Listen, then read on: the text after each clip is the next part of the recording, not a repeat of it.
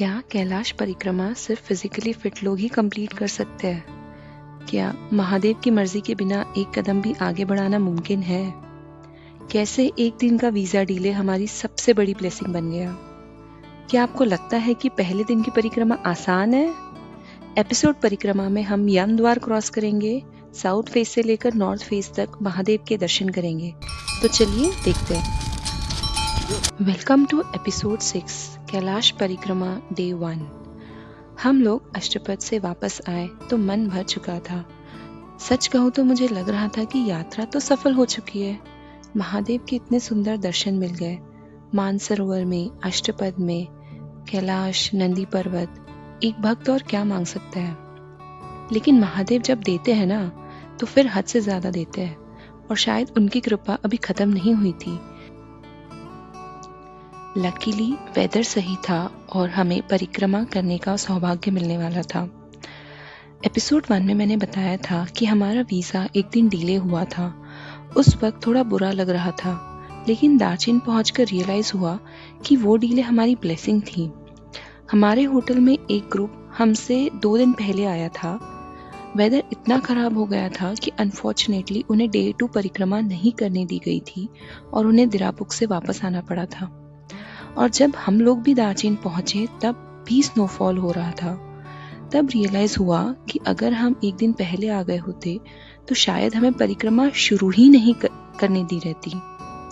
कभी कभी जिस चीज के लिए हम उस वक्त कंप्लेन कर रहे होते हैं, बाद में वही महादेव की प्रोटेक्शन लगती है।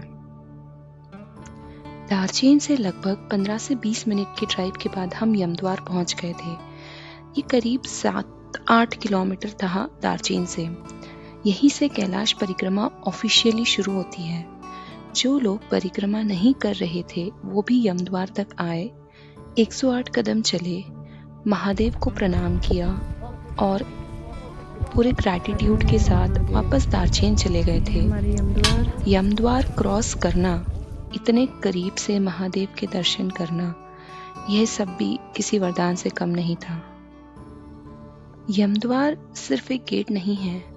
कहते हैं यहाँ से महादेव के कैलाश क्षेत्र का प्रवेश होता है। एक बिलीफ यह भी है कि इस द्वार को पार करते वक्त इंसान अपना ईगो, नेगेटिविटी, अपनी बुरी आदतें और अपनी पुरानी पहचान पीछे छोड़ देता है। और एक और बात बहुत कॉमनली कही जाती है, एक बार यमद्वार क्रॉस कर लिया तो पीछे मुड़कर नहीं देखते। हम सबने अपने बड़ों का आशीर्वाद लिया, महादेव को प्रणाम किया और धीरे धीरे यमद्वार पार किया।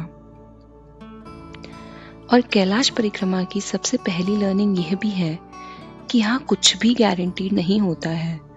दार्जिलिंग पहुंच जाना मतलब परिक्रमा पक्की हो गई, ऐसा बिल्कुल नहीं है। सब कुछ वेदर पर डिपेंड करता है, गाइड की परमिशन पर डिपेंड करता है, और सबसे बढ़कर महादेव की इच्छा पर। चाहे आप कितने भी फिट हो, कितने भी यंग हो, कोई फर्क नहीं पड़ता। उनके परमिशन के बिना यहाँ कुछ नहीं कर पाओगे। So keep praying. आज हमें लगभग 13 से 14 किलोमीटर चलना था। आज रात हम लोग दिरापुक स्टे करने वाले थे।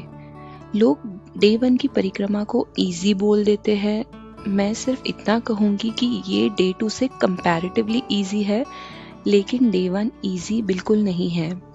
करीब 4,500 से 5,000 की मीटर की एल्टीट्यूड पर इतना चलना ही अपने आप में चैलेंज है। छोटी सी चढ़ाई भी बहुत बड़ी लगने लगती है। इसलिए एक ही मंत्र है, बेबी स्टेप्स। धीरे धीरे सांस लो और बस धीरे धीरे चलते रहो। शुरुआत के कुछ मिनट तो बस कैलाश देखते ही निकल गए, नजर ही नहीं हट रही थी। पहले साउथ फेस के दर्शन हुए थे यमद्वार से। हर कुछ मिनट में बस एक ही प्रार्थना निकल रही थी, महादेव शक्ति दो, महादेव बस आज ही परिक्रमा करवा दीजिए। हम सिर्फ आज चल रहे थे, कल क्या होगा, डे 2 परिक्रमा होगी या नहीं, कोई गारंटी नहीं थी। थोड़ी देर चलने के बाद एक्साइटमेंट धीरे धीरे साइलेंस में बदल गई। सब अपनी ब्रीदिंग पर ध्यान दे रहे थे। यहाँ जल्दी चलने का कोई रिवॉर्ड नहीं है।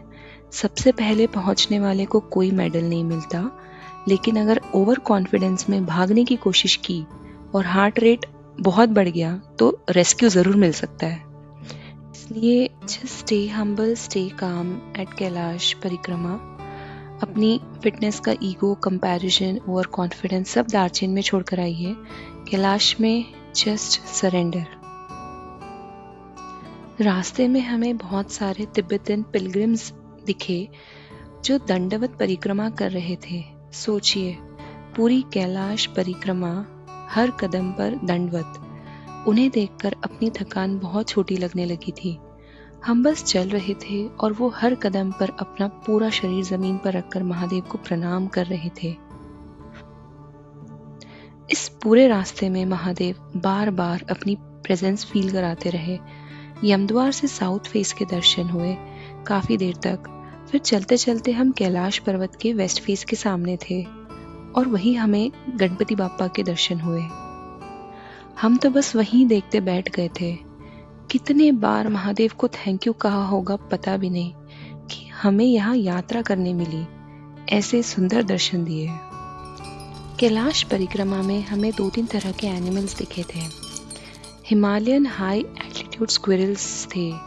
दे हैड वेरी थिक फर। और रास्ते में याक्स भी मिलते रहे। और हाँ, परिक्रमा में साथ देने वाले घोड़े भी।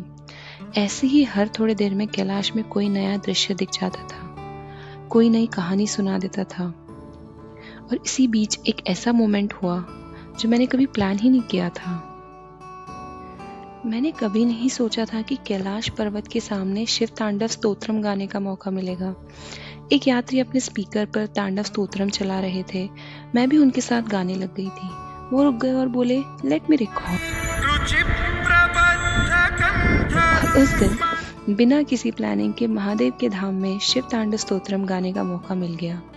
मुझे लगता है कुछ चीजें हम प्लान नहीं करते, वो सरप्राइजिंगली हो जाती है। हमारे ग्रुप में 21 लोगों में से 16 लोगों ने परिक्रमा शुरू की थी और 11 लोग दिरापुक तक पहुंच गए थे। बाकी लोगों ने रेस्क्यू ले लिया था बीच में डे 1 की परिक्रमा में। सबको बस महादेव के जितने करीब जा सकते थे उतना जाना था। जिस पॉइंट तक शरीर ने साथ दिया उतना चले। उसके बाद रेस्क्यू ले लिया था और वो लोग भी बहुत खुश थे। चलते चलते ऑलमोस्ट 11-12 किलोमीटर हो गए थे। And during those last 1 to 2 kilometers of day 1 परिक्रमा, it really became difficult to keep walking, just one step at a time. Day 1 इतना आसान तो है नहीं, तो बिल्कुल ओवर कॉन्फिडेंस में कोई स्टंट मत मारना यहाँ। बस महादेव का नाम लेते रहो, स्टे काम, कूल, हम्बल और धीरे धीरे चलते रहो। हमने मॉर्निंग में 10-11 के अराउंड शुरू किया था और शाम को 6 से 7 बजे तक पहुंच गए थे दिरापुक। परिक्रमा शुरू होने से पहले हम सब के मन में एक ही सवाल था, कौन कंप्लीट कर पाएगा, कौन नहीं। सच कहो तो सबको लगता है कि शायद यंग और फिट लोग ही सबसे आगे होंगे, लेकिन डे 1 के एंड में सबसे पहले दिरापुक पहुंचने वाले हमारे ग्रुप के कोई यंग ट्रैकर नहीं थे। वो थे हमारे 66 ईयर्स के एक यात्री, हमारे राज अंकल। उन्हें देखकर हम सब जेन्युइनली इंस्पायर हो गए थे। उन्होंने कहा, मैं बस बेबी स्टेप्स ले रहा था, सांस कभी फूलने नहीं दी, बहुत कम बात की और मन में बस महादेव का नाम चलता रहा। मुझे लगा इससे अच्छी कैलाश परिक्रमा की एडवाइस शायद कोई नहीं दे सकता है। दिरापुक से कैलाश के नॉर्थ फेस के सबसे करीब से दर्शन होते हैं। हम इतने पास थे, फिर भी लग रहा था कि महादेव कितने विशाल है। हम सब कुछ देर के लिए चुप हो गए थे। कोई कुछ बोल नहीं रहा था, बस वो सुंदर रूप को जी भर कर देख रहे थे। Some people were silent, some had tears in their eyes, which needed no explanation. The feeling at that time was only gratitude. We had so much to thank Mahadev for. So much. Kailash के इतने करीब से दर्शन होने के बाद सारी problems बहुत ही insignificant लगने लगी थी। उस रात एल्टीट्यूड की वजह से यहाँ भी हम में से कोई ठीक से सो नहीं पाया था, लेकिन इस बार वजह सिर्फ एल्टीट्यूड नहीं थी। हम सबके मन में सिर्फ एक ही सवाल था, कल की परिक्रमा होगी या नहीं। वो तो हमें सुबह 7 बजे ही पता चलने वाला था, क्योंकि हमें डे 2 परिक्रमा की परमिशन तभी मिलेगी जब वेदर क्लियर होगा। और उस रात हम सब सिर्फ एक ही प्रार्थना कर रहे थे, महादेव, आज यहाँ तक ले आए हो, कल भी अपने पास ही रखना। क्योंकि अब हम समझ चुके थे कैलाश परिक्रमा पैरों से नहीं, उनके बुलावे से ज़्यादा होती है। क्या हमें डे 2 की परिक्रमा करने मिली या नहीं, जानिए अगले एपिसोड में। हर हर महादेव।